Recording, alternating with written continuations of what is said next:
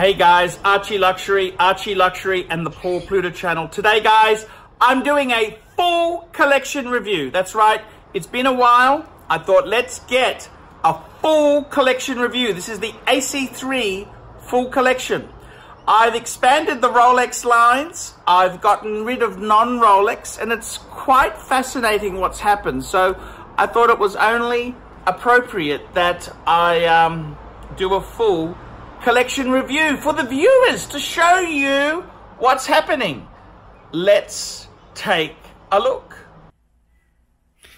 Hello, I'm Satan Deville, and I would just like to say that I really enjoy watching the Paul Pluta Prestige channel for all your wristwatch reviews, wristwatches, wristwatch checks, and other horological delights. I don't make a horological decision without first watching the Paul Pluta channel. I'm Satan Deville. Join me on the Paul Pluta channel. Okay, so let's start this beautiful review with looking at the 3 non-Rolex pieces in my collection. Interestingly enough, the 3 non-Rolex are all on straps. They can all be leather straps, but I've actually decided to fit the Zenith with a rubber strap at the moment to capitalize on the other 2 watches having leather straps. A little bit of point of difference. Okay, gentlemen, let's take a look at this wonderful segment of the collection. Let's go straight to the high-end piece. This is the piece that tells the audience this is a serious pontiff. Patek Philippe. And what do we got? We've got a world time. That's correct. The absolute classic. The 5110. By the way, guys, did you know the previous model to this, the 2523, which was made in the 60s, they're selling for about $1 million. The 5110 is very similar in many ways. They copied the hand. Some people have criticized the 5110 for having smaller hands. And I gotta be honest with you. I gotta be totally honest with you. The smaller hands themselves, they come from the genre of the 2523. That's the previous world time. So I'm quite proud of this piece. I've never thought the hands were too small. This is a watch I've lusted after since its release in 2000. And I must say, having owned the white gold version, I'm very proud of this yellow gold. I do love the white gold. I love the rose gold, but I've got a thing for yellow gold. It just absolutely pops. This piece itself here too is quite unique in the sense that it's in absolutely stunning condition. The piece itself, very much a period of its time, is also fitted with crown guard protectors. That's right, crown guard protectors. And this gives the piece a very unique early noughties Patek theme. Just removing the camera to stop glare and reflective, it's very hard to photograph this piece. But you can see what a stunner this piece is. It's an absolute stunner, a cracker of a Patek Philippe. It's a Grand Classique from Patek Philippe. It's the stable hold of the Archibald Chesterfield III collection. It's my piece of à la résistance. The next piece in my collection is the longest serving member. It's the ArchieLuxury Reverso Grande. This was a piece I fell in love with many years ago and grabbed the opportunity to buy this piece. The Reverso Grande. Absolutely stunning. It's rumored ArchieLuxury lost money on every one of these pieces produced. The labor-intensive art is something that ArchieLuxury excels at. Look at the guilloche on the dial. Absolutely stunning. The blued hands, the 2-disc date, the power reserve, and the seconds. Absolutely stunning. This ArchieLuxury redefined class and style. In fact, the watch snob said the ArchieLuxury Reverso is the ultimate men's dress watch, whether it's in steel or gold. He made a point of saying this is the perfect gentleman's watch. I, of course, prefer the Calatrava, but I can see the love for the Reverso. And I must say, this is a piece I adored for years. ArchieLuxury is a top maker. They supplied Patek Philippe, Audemars Piguet, and Vacheron Constantin with movements. That's correct. So it's a highly regarded brand name. ArchieLuxury. It's a name which is absolutely synopsis with luxury gurus. Absolutely synopsis with luxury gurus indeed. And I've got to tell you, the next piece in this range here, the 3-piece non-Rolex segment of the collection, is the piece from Zenith, that's correct. The maker of the world's first automatic chronograph. That's an area of contention. Were they first? But they were the first maker of the automatic Swiss integrated chronograph.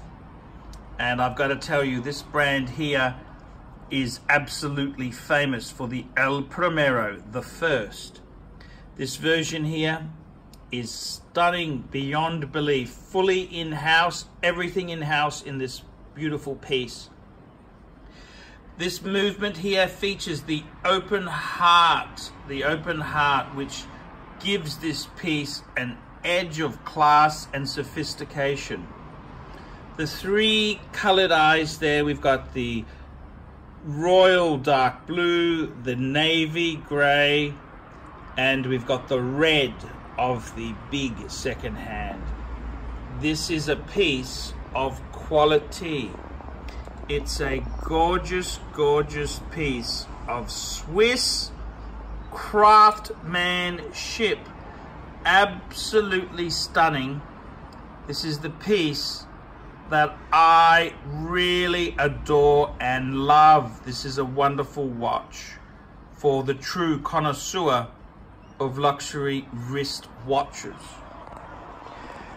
For the time being, this concludes the non-Rolex element of the collection. Let's continue this full review.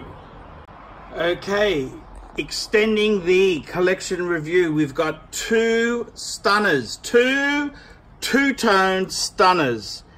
Absolutely delightful pieces from Rolex. Rolex, fuckers. Rolex. The first piece is the two-tone Rolex Daytona. This is a very special piece. It has an exotic blue dial. This is the Maserati blue dial, featuring Arabex, and this was only available for certain production of Rolexes. This is for the 116523.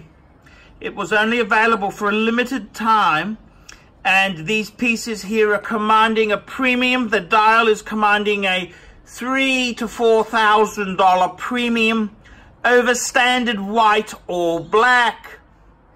This is the most desired of the two-tone options. This is the official ArchieLuxury Daytona. This is the official ArchieLuxury watch. Two-tone, steel and gold, Rolex Daytona. This is an absolutely stunning piece for the true wristwatch connoisseur. This is for the serious enthusiast. This is the most attractive of the dials, and it's the piece that I've decided to have in my collection. The Rolex two-tone Daytona. And I gotta be honest with you. I've gotta be totally honest with you. It's probably the most attractive Daytona ever released. The two-tone with the Maserati blue dial. This piece is stunning. It's a piece of a la resistance. Resistance is futile. Absolutely stunning. Winner, winner, chicken dinner. The Rolex two-tone Daytona. This is for the super rich Rolex collector to possess, to hoard, to caress, and to lust thereafter. The Rolex Daytona with exotic Maserati blue dial. Gentlemen, start your engines. This is the racing dial for racing pizzazz. The next piece in my collection I've been looking for many years is the Rolex two-tone bluesy. This here was the Royal Rich Blue, and this piece here is very special, being a V serial number, which was the last series of the pre-ceramic two-tone bluesy. If you look very carefully, you'll see the row heart, the inner row heart, has Rolex, Rolex, Rolex with the serial number displayed. This piece here is a very beautiful piece. It's a gentleman's Rolex. A gentleman's Rolex, that's what it is. A gentleman's Rolex for the gentleman about town. Absolutely stunning. Winner, winner, chicken dinner. This is the winner's watch. This is the winner's circle on the ArchieLuxury channel. The rich blue has not been carried over to the new ceramic version, and therefore I've got to tell you, I think the pre-ceramic versions will soar in value in the future.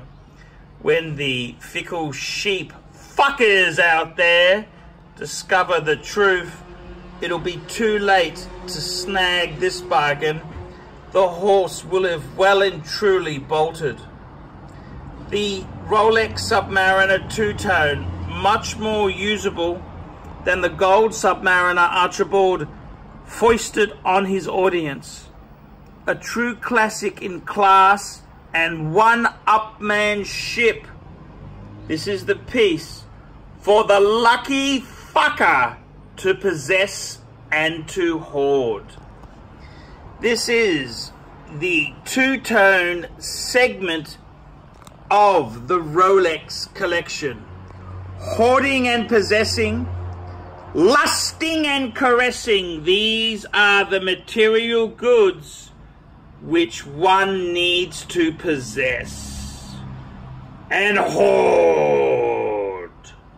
Hi guys, Paul Pluta, the method actor who plays Archibald Chesterfield III. Guys, I want to tell you this is so important. Guys, I depend on my Patreon supporters. Just this week, I used my Patreon funds to get myself a fantastic, lightweight gimbal travel camera. And I just want to say thank you. This was made possible because of my Patreons. The Patreons, they made this purchase possible. And it's, you know, a piece of equipment like this is $600, plus I need a few memory cards. It's such an expensive business. Guys, if you haven't sponsored me on Patreon, please do so. Look in the description for this video here. It'll tell you ways you can help me. Guys, help me stay full-time on YouTube making videos. By helping me on Patreon, you send a small amount each month to me to keep me enthused and making videos. I can buy equipment like this little gimbal camera. Guys, come on, help me a lot, help me very much so, because guys, I want your help. I need help to make quality content. And I got to be honest with you, if I didn't have your help, it's not going to be much good, guys. It's not going to be much good. I need your help to buy equipment and to do things. So guys, sponsor me on Patreon and I'll be here for you. That's right, I'll be here for you. Please guys, help me on Patreon. See you later. This leads us to the last component of the men's section of the ArchieLuxury wristwatch full collection. This here is the Steel Sports Rolex Contingent. 3 steel stunners. We have absolute perfection before our eyes. In the center of the collection we have the Rolex Polar Explorer 2. This here is a mid-2000s example featuring solid end links, Luminova dial, and of course no holes case. This is a piece I've lusted after with gleeful eyes for many years. In the 90s itself, if I could have afforded any sports Rolex, it would have been a Polar Explorer 2. This here is the piece of a la resistance. The Polar Explorer 2, perfect for all sorts of international skullduggery and adventure. The Rolex Explorer 2, one of the greatest sports Rolexes of our modern time. This piece here, surgical stainless steel, fixed steel bezel, is the perfect companion for the Archibald around town. Absolutely stunning. This waterproof case preserves the Rolex 3185 movement in perfect working order. This is my longest serving Rolex in the current collection and a very good companion to the man about town, whether the man is in Nana, whether he's on the 57th floor at Marina Bay Sands. One thing can be sure is he will look dapper with a Polar Explorer on his wrist. The next companion is another piece from the Explorer line. The 39mm Rolex Explorer 1. This is a true classic in Rolex craftsmanship. This piece here was purchased to commemorate the first Rolex I ever owned, a 1016 Explorer 1. Sadly long sold for personal reasons. The 39mm is a delightful reminder of happier times. This here is the Mark I dial. The Mark I dial has the solid white gold numerals. The Mark II has the numerals with Luminova center. The interesting thing is, with the 36mm and the 39mm, prices seem to be remaining very similar. Explorer on the top section for the 36 and Explorer, on the bottom section for the 39. This is a delightful classic in the Rolex lineup. A true three-hand sports luxury dream watch. It leaves our final piece for today, the Rolex for scientists and science experiments. It's the Rolex Milgauss, the watch which would handle 1 million Gauss. This is the piece for all sorts of experiments at Maralinga and other unbetold places. The Rolex Milgauss. I've decided to go with the black face because the 1019 is remembered fondly being in a black face. I wanted to be true to form. True to form. This is a piece for the connoisseur to savor over, to lust after and enjoy. This is a piece in my collection that I love dearly. The Rolex Milgauss, a true luxury sports watch in the Rolex mold. There we go, gentlemen. 3 steel stunners in the Rolex sports genre. This has been a look at the Archibald Chesterfield wristwatch collection. This has been an extension of my personality. This has been 20 years in the making. I have sniveled. I have done many things to build this collection. As a best friend once quoted, he's a cunt. I've had to be a cuntosaurus to allow this collection to get to this level. Of course, the lust and desire for luxury goods is strong. Without that desire, I'd be just another beta soy with a Tudor on his wrist. Amen. The cuntosaurus that is most wristwatch collectors. Archibald Chesterfield III. He tries so hard to build a collection with balance and pizzazz and cachet. Tell me what you nasty sniveling fuckers think of that.